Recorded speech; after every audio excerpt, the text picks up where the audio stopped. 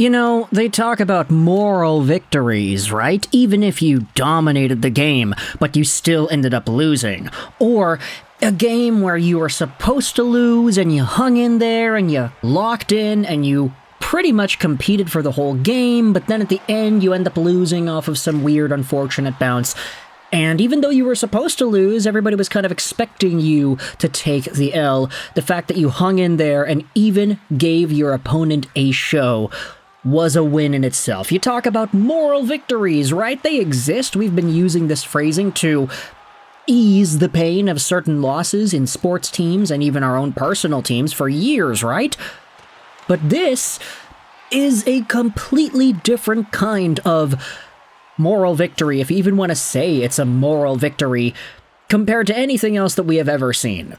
Because today we are talking about the Edmonton Oilers, and a very strange win that you can say they had exhibited this season as they lost in the Stanley Cup Final to the Florida Panthers in Game 7. Now, the fact that the Oilers even got to Game 7 of the Stanley Cup Finals is in itself a win. No ifs, ands, or buts about it. They were down 3-0. Then they stormed back in Game 4, shut the door in Game 5, took that momentum and had another big dub in Edmonton in Game 6, and set the stage for what could have been the second reverse sweep in a Stanley Cup Final in NHL history. They fell short. Lost the game, 2-1, tight score, tight game, but at the end of the day, the Florida Panthers got themselves the championship. Everybody said, oh yeah, the Panthers are probably going to win, right? Like, you know, a lot of people were predicting Florida to win in 7. I did as well, and they ended up doing it, so my prediction was correct. But the fact that the Oilers gave the Panthers that 3-0 comeback scare, that's a huge dub. Moral victory or not, that's a huge dub. But it turns out the Oilers may have taken an even bigger dub than we had anticipated. This was tweeted out by Waz a few days ago, and it goes over how, according to Hockey StatHead, which is an analytical model for hockey data, the Edmonton Oilers this year had one of the hardest paths to the Stanley Cup in NHL history. Now, tweeted is a graphic right here. This is the 10 hardest Stanley Cup paths for teams playing in a 4-round best-of-7 playoff format since 1986-1987.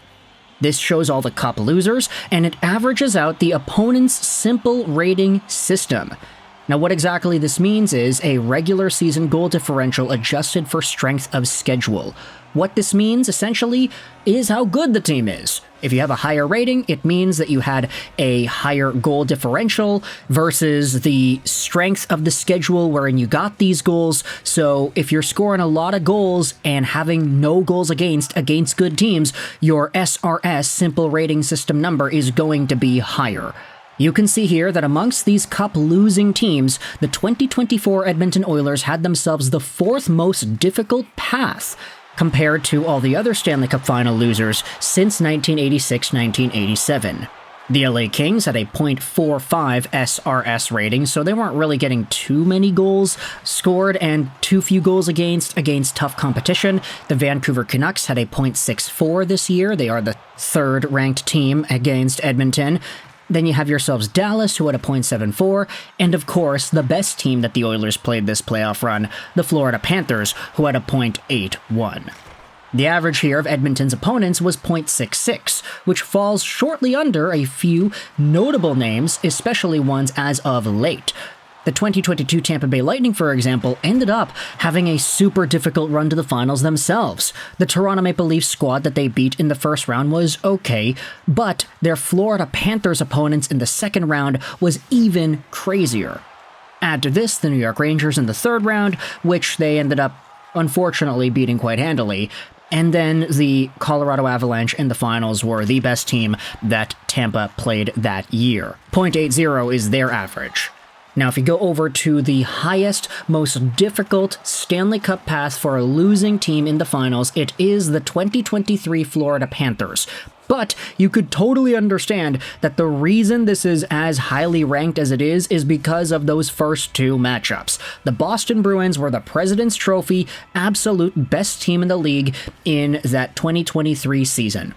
But they blew it. They lost in Game 7, they fumbled the bag in the Linus Ullmark versus Jeremy Swayman thing, and in the second round, the Florida Panthers were playing off against a Toronto Maple Leafs team that had finally made it that far. They won, quite handily, then swept the Carolina Hurricanes before losing to the Vegas Golden Knights in 5 games. Vegas had a .49 SRS rating according to this chart. They really didn't get much done in terms of goal differential against difficult teams, but they still were able to win and have their way with Florida in that final series.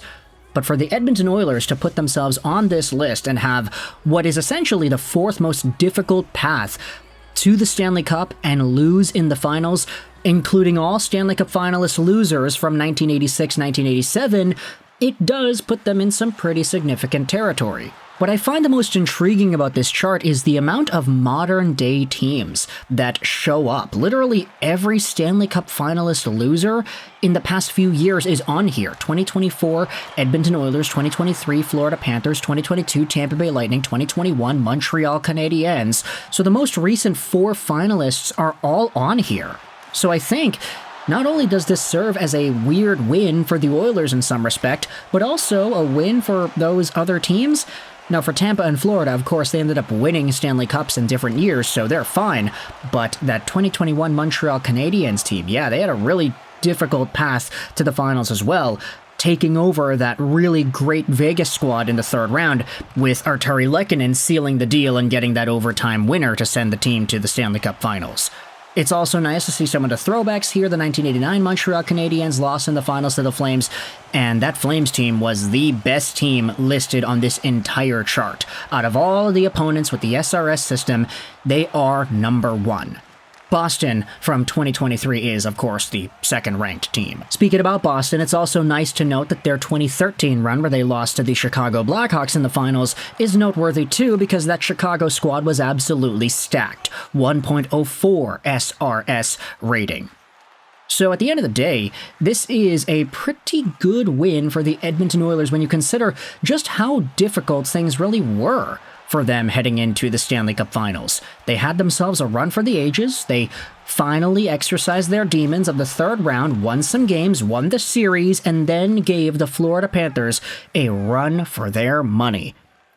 And in the process, they gave hockey fans all over just a super entertaining series, one that nobody will ever forget, because if the Edmonton Oilers ended up actually winning Game 7, then it would have been arguably the biggest upset in sports history. High key. I'm not even gonna sugarcoat that kind of opinion here. So let me know your thoughts in the comment section below about the Edmonton Oilers and their potential super strange, out of nowhere, moral victory. Is this valid to go out there and celebrate if you're an Oilers fan? Let me know your thoughts in the comment section below. I hope you enjoyed this video, and bye.